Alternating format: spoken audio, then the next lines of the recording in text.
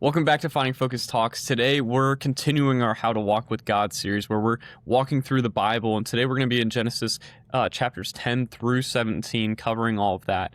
And Braden's going to walk us through that, so I'm just going to let Braden do his thing. Braden, All right. here you go. All right, so we're starting off in chapter 10, which is literally labeled Descendants of Noah, and that's basically what it is. It's just going through Noah and through all of those generations, and I think those are really important to look at, but when it comes to the context of just like the story in general, it's not as integral to that part. So if you want to go do your research on that, feel free. It's super important. But I feel like that's kind of a separate topic to really focus on. And then chapter 11 is the Tower of Babel, right? So all of the earth used the same language, and they said, come, let's build ourselves a city and a tower whose top will reach into heaven, and let us make a name for ourselves. I think what's important to note throughout just that whole story of the Tower of Babel is that they wanted to make a name for themselves, right? And we shouldn't act prideful in our ways. We should try to make God greater and shrink ourselves. And then because of this, they were punished and they were scattered throughout the earth. And then we kind of get to Abram from this through some more lineage, and his wife's name is Sarai, and she was unable to conceive, right? So then we move into chapter 12, and the Lord tells Abram that he's going to make a great nation out of him. And at first glance, that doesn't make sense, because if Sarai's not able to conceive, how is he going to have a great nation? But we'll get into that later. And the Lord blesses those who bless us and curses those that curse us. And I feel like this is a core theme of the Bible, right? If we lead a life of faith and we love everyone, we will be blessed. But on the flip side, if we mistreat others, we will not have favor in the eyes of the Lord.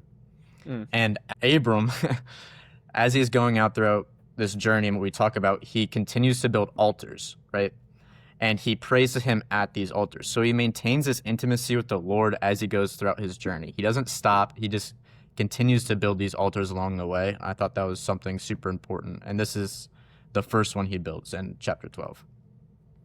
And then after this, him and his wife go to Egypt, right? And he told his wife basically to say that he's her brother, right? Because Sarai is beautiful, and he was thinking that Pharaoh might take her, and he didn't want to be kind of associated because something bad could have happened to him. So Pharaoh ended up taking Sarai, and the Lord struck Pharaoh's house with many plagues. And this kind of brings us back to that verse we just read earlier. Abram, who went around building altars to worship the Lord, remaining faithful to the Lord, was blessed. And Pharaoh, who took his wife, was struck by the Lord with plagues, right? And this is basically a direct application of that verse that we just read in chapter 12. And then after that happens, we move to chapter 13. And after Abram, Lot, and Sarai, they leave Egypt, and they had a lot of possessions, so the land could not support them. So they had to branch out. And Abram decided to let Lot pick first. So Lot moved his tents along the Jordan as far as Sodom. And Sodom at the time was a very wicked place, and many sinners against the Lord. And then this kind of moves on to like the War of Kings. I personally do not know too much about the War of Kings. I think that's a cool historical thing that you can look up and find more on. But during the War of Kings, the king of Sodom took Lot and all of his possessions. And Abram fought them, bringing back Lot and his possessions, as well as the women and the other people that were captured. And after Abram defeated them, he met with the king of Sodom, but he didn't take anything from the land of Sodom, right? Because he didn't want them to think that all the things that he had received were because of the king of Sodom, right? It was because of the Lord, because the Lord has blessed him with many things. And after all of this happened in chapter 15, the Lord came to Abram with a message saying, "Do not fear, Abram. I am your shield to you. Your reward shall be very great." Right? So he didn't have to take all these things from Sodom because he knew that the Lord was going to bless him. And Abram, who was not able to have a child, will now be able to do so because of the Lord. That is one of the things that the Lord is going to bless him with. And I think one of the things to note is even when we think something is impossible, all things are made possible through God. But another interesting not fact, but just thought I had from this is that God didn't just give Abram what he wanted, but he came through tenfold, right? He's going to make a great nation out of Abram. He didn't just like, oh, here's your one child, that's it. But no, he blessed his descendants and his descendants, and he just came through super strong on that promise. And then we move on to this next few verses, which stood out to me quite a bit, was Genesis 15, verses 13 through 14. And it says, "Then God said to Abram, 'Know for certain that your descendants will be strangers in a land that is not theirs, where they will be enslaved and oppressed for hundreds of years. But I will also judge the nation whom they will serve, and afterward they will come out with many possessions.'" And I think that this is really cool because this is basically, I feel like, how the Christian life works. Because we are enslaved and oppressed by sin, but when we turn to the Lord, we become plentiful through that. So think back to some point in your life when you were at a low point. Now think about the time where you climbed out of that darkness and how joyful that feels, right? That is the reward in itself, right? I mean, I could think of times where it's just like I'm being oppressed by this sin and it's eating at me and I just don't know what to do with it. But when I turn to the Lord and build up out of that, the reward I get from that, no matter how oppressed I felt, how enslaved to that sin I was able to feel joy in the reward of turning to the Lord. So I think that was super cool and how that just kind of displays the Christian life in itself. And then this also goes into chapter 16. It talks about, so there's a woman named Hagar. She's a slave of Sarai and Abram. And Sarai didn't really trust in the Lord's plan to help them conceive a child, right? So she told Abram to conceive a child with Hagar, their slave. And then when Hagar conceived, Hagar kind of looked, not looked down, but kind of felt like some sort of difference between her and Sarai, right? So Sarai was not very happy about this, and she wanted to punish Hagar. So Hagar kind of just, left and wasn't feeling good, and she felt just kind of down in general. And she's going to give birth to a son named Ishmael. And I think the coolest thing from this is then she called the name of the Lord who spoke to her, and she said, "You are a God who sees me." And like, I don't know how that gets you guys feeling, but I feel like that just strikes a different chord with me, right? In those depths of sin that we feel, it's so depressing, to be honest. It's like there's no way out of it, but we have a God who sees us. The fact that the God of the universe, creator of all things, all powerful and all knowing, sees me.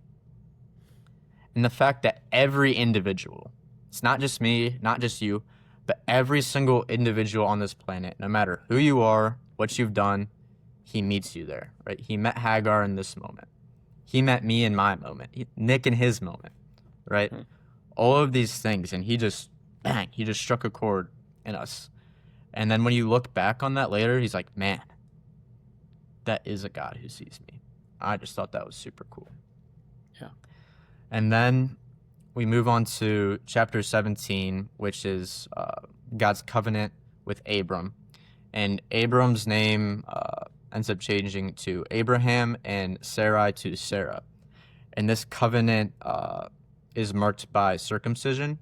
And Nick, if you want to talk about that for for a second, and then if you had any other thoughts on the Yeah. rest of the chapters, I would love to hear them. Yeah. So by a quick Google search, because Braden and I were like, what the heck does the circumcision thing mean? Quick Google search will tell you the circumcision was the circumcision covenant is a permanent sign established between God and Abraham that identifies him and his descendants as set apart people. So what it did was it symbolized the removal of sin, a pledge of loyalty to God, and a seal of the promise of Abraham's descendants in the land that God promised to them. And it forced an outward display of dependence on God. So I think that's really beautiful because, obviously, like, what really stood out to me, and we kind of talked about this beforehand, but what really stood out to me over all of the chapters is how God honors faithfulness, even through hard circumstances or circumstances that, like you said, seem impossible. God honors when you are faithful and continue to believe and you continue to turn towards him. And he actually, he, I don't want to say hates, but he does. He hates when we turn away. He hates when we rebel. And so often when, as we continue to walk through the Bible, that's what we see we do. It's like things start going well, and then we turn away, and God's like, are you kidding me? Like, not again, right? And then he finds another good person, another faithful person like Abraham, and establishes a covenant. And the Abrahamic covenant of when we learned it in Bible school is one of the most important things in the Bible to understand. So if you are a follower of Christ, you really should. It would be really helpful for you to understand the Abrahamic covenant, because it is through that covenant that Jesus eventually came and Jesus eventually fulfilled, and now we are under the Christ covenant of like that's how we receive salvation. But there's a lot of deep, rich history. So I encourage you, like Braden said, to do your own research. Just learn anything about the Abrahamic covenant. But it's such an important thing for us to understand. But again, there's so many like key verses. And if I was encouraging someone that was like, man, this is like all this stuff and the genealogy and whatever is really confusing, I would ask you to just look at the Bible and find the places where Abraham talks to God and God talks to Abraham.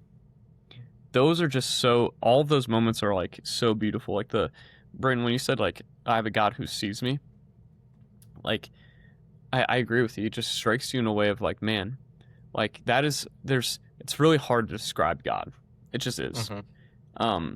But describing him as a God who sees you is a great way. And it's something I take a lot of, comfort in. But I think what these chapters also show, not only that God rewards faithfulness and blesses that, and I think spend a second on the word blessing. Blessing by God does not mean what we think in blessing the world terms. So a lot of times we associate blessing in world terms as the best, winning the lottery and the good thing happening and everything that you want to happen happening. Blessing by God means his favor rests on you, and that he, no matter what, he is with you. And that means a blessing can be you're going in a trial, but God is going to be with you. Like, look at Shadrach, Meshach, and Abednego, right? They were in a fiery trial. They're in the midst of literally in a fire, and God was with them, right? And I think that's really cool. And on the other side of that, other thing I'm walking away with is how desperately God wants to be with his people, right? These chapters reflect that, of God extending to Abraham and saying, this is what I want to do with your life. I want to give you purpose in your life. I want to do something that you would never be able to do alone through your life. I want to give you descendants, even though it is not possible right now. Your wife can't bear a child and it's impossible, but I want to give that to you. I want to do the impossible through you. And so in the same way, we should take that in our own lives. God wants to use your life. He wants to do something something great in your life, more than you can even ask or imagine. Like it talks about in Ephesians chapter 2, it says that God is looking to do infinitely more, immeasurably more things than we can even ask or imagine. And so I think these chapters demonstrate in a really clear way, and we're still living in that today. So if you have fallen away from Christ, if you are not plugged into your church anymore, if you are feeling stagnant in your relationship with Christ, this is the time to come back. God is actively, when you read the Bible, God is actively seeking to get you, right? He's actively seeking to be with you and use your life for something good. And in turn, that's what you want as well. I don't think I've met anyone that wants their life to be purposeless. And so God wants to give you purpose. He wants to be with you, and he wants to define that. And I think, Braden, it's really cool walking through all this stuff because it gives me a different lens on when I'm reading the Bible now. So, That's cool. Yeah, those are kind of all my thoughts.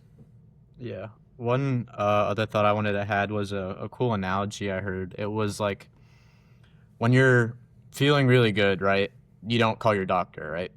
Mm. But when you're in those times of sickness, you've got that cold or something, it's like you call that doctor, right? You have that trust, that dependence on that doctor, right? But when we're sick with sin and we're sick with anxiety or depression and all that stuff, why don't we rely on God? Mm-hmm. And it's like, man, this is exactly what Abraham did. Yeah. He relied on God in those bad times. But what's different from the doctor is that we can talk to God in our good times as well. When we're not in that struggling period, he's somebody who we can always go to. He is that God who sees us. So I think that's another really cool part. It's not just when you're in those lows, but also when you're in your highs and you're just infatuated with God. Yeah. That's when it's also really cool to just go and have a conversation with him. Yeah, absolutely. It's really good. Well, with that, make sure you guys come back next week. We're going to continue this journey. Braden's going to continue to walk us through all of this. Again, if you're interested in being a part of our online virtual Bible study, make sure you shoot us a DM on Instagram or drop us a comment or just let us know in some type of way. We'd love to get you a part of that. But with that, this episode's a wrap.